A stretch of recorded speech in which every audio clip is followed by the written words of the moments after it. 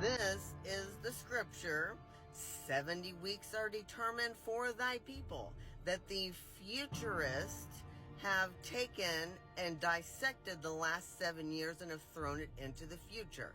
Now, who promulgated that misinformation was the beast that rises from the sea, who is the papacy.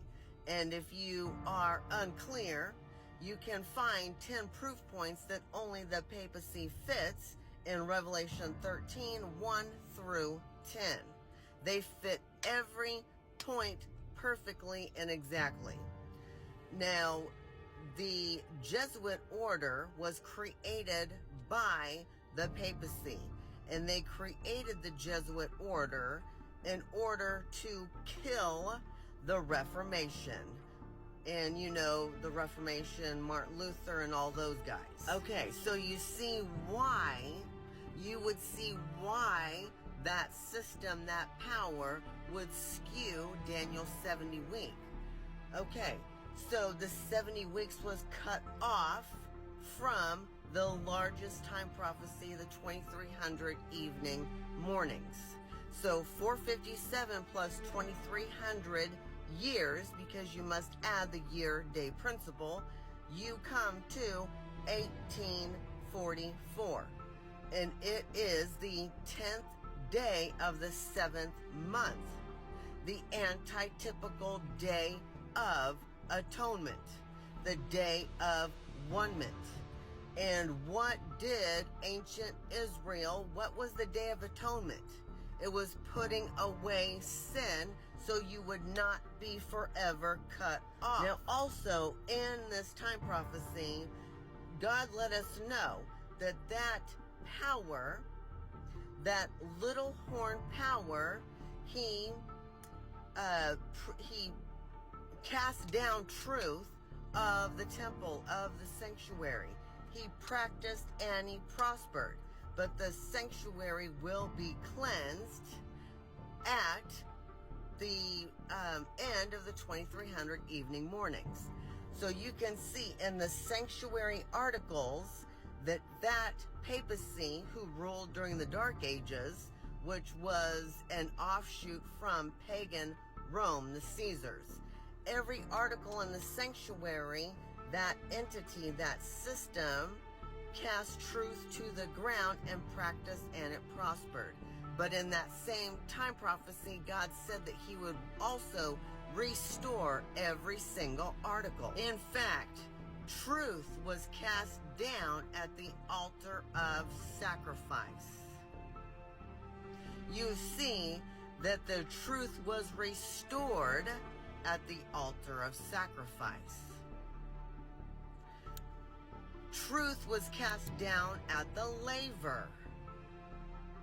Truth was restored at the laver. Truth was cast down at the table of showbread. Truth was restored at the table of showbread. Truth was cast down at the altar of incense. And truth was restored at the altar of incense. Truth was cast down at the 7-branch candlestick. And truth was restored at the 7-branch candlestick.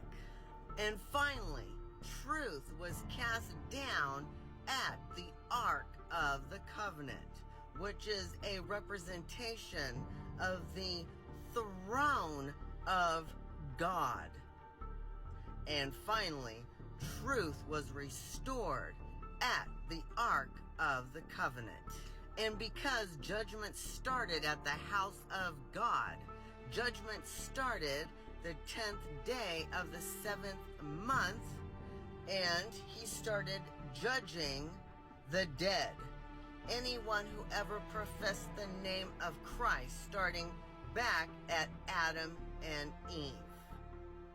Now, we do not know when judgment will go from the dead to the living, but it will happen and it will happen before the plagues fall.